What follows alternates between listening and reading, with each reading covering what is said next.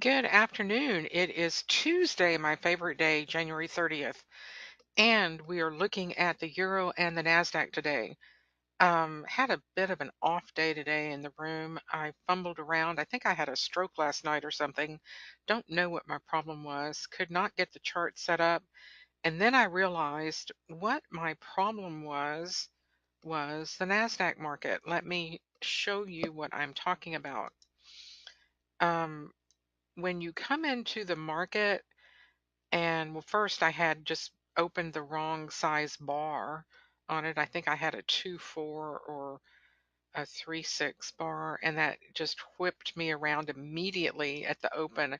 I was coming down in here. I caught this upswing just right off the open, and it just took me aback. And then I realized I had the wrong bar size on. Um,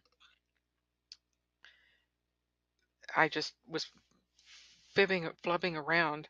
But what I'm going to try to point out to you is something that I think is going to very much help your trading. Um, we do not want wick fests. And when you see the market giving you just nothing but wicks when it comes back to test an area, just walk away from that market and find something else that is behaving.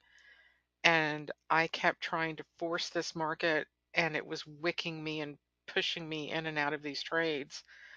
And then it finally punched through, but it's not good to sit there and let it um, spin you around like that.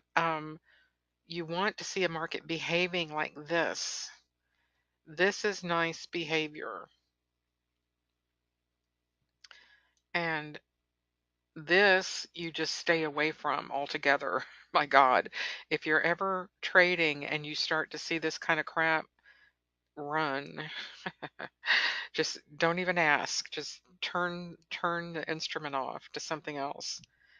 But what started as a nice little, you know, breakdown out of all that crap that was in there overnight,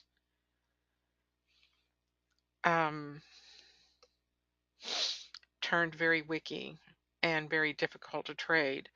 Now, what was good to trade about this, what ended up being good to trade from this, was the let me show you the super trend. Just stay with the direction of the market, and the goal is to try to find a market that is moving all the same color, all down or all up.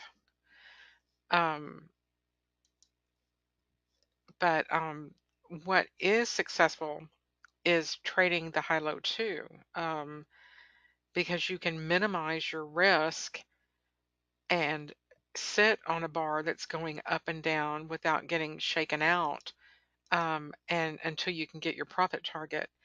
And what we've done, because this is the NQ, we've kicked it up to a 60 tick bar. 59 plus 1 is 60 ticks.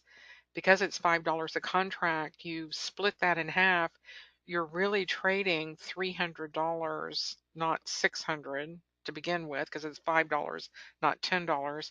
And then you split that in half and you're really trading 150, right?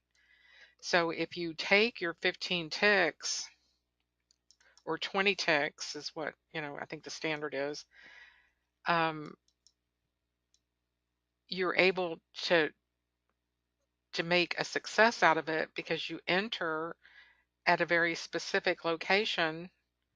For instance, if you just want trigger threes, they will only trigger on that line, and then you can take your profit target. And all of these were winners.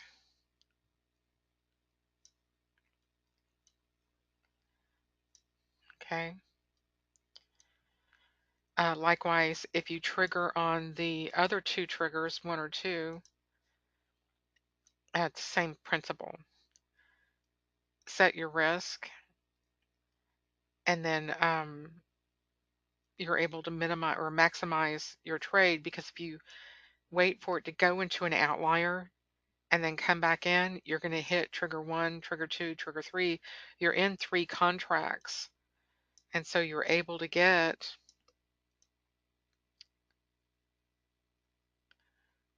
there's trigger 1, there's trigger 2, and there's trigger 3. So all three would have been winners. So this is a very good strategy when it's wicky like that, and it's hard to tell on your regular view whether it's going to be going long or short because it's just sitting there going up and down in a range. This chart doesn't care how much time has been spent. It could be an hour just on that one bar, but it's still going down that trajectory. I guess that's going up, but same thing, that trajectory line. And you can see how price action works. It goes to that line and then goes back up inside the range. So those are your pullbacks. Pretty clever, right? Okay. So the euro, again, started out a promising day, but then flattened out right before it got to 2,500 and rolled over, came back to the mid band and stalled out. And again, the same thing from like 10:30 in the morning until the 3:30 in the afternoon. Just went nowhere but up and down, knocking you out and in and out. So it's very, very difficult trading. And especially, again, you see the wicks. The market doesn't know whether it wants to go long or short. You want to wait for a nice, smooth price action if you can get it. Certainly don't want to trade that.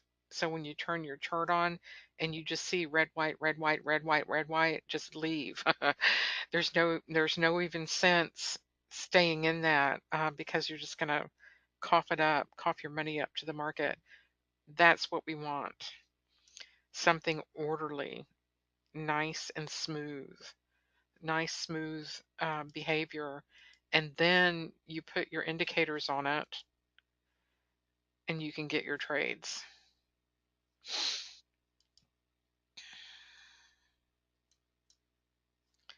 Those are some nice bottom reversal trades right there, I tell you what. So this is Julie, J Auto Trading Strategies. The key is market state. So putting the pieces together, it helps to know what's, trading directionally. Do you have the higher time frame trend with the prior close and your super trend and your range and all that? But also, are the bars behaving? So that's the last piece of the puzzle. Are your bars nice and smooth, or are they giving you this? And that is something that we just say, no, thank you. I'm not giving you my money. So learn to identify the market state and learn to just say, I'm going to find something else to trade when you start seeing that kind of behavior. So a little bit wicky today, not too bad, but still bad enough, especially in the NASDAQ when it kept trying to approach certain levels. It just did not like it, up or down. They just did not know which way to go today. So I think the market is confused. See all those wicks? Just wick, wick, wick. All right. Y'all take it easy, and we will see you in the room tomorrow. Thank you so much.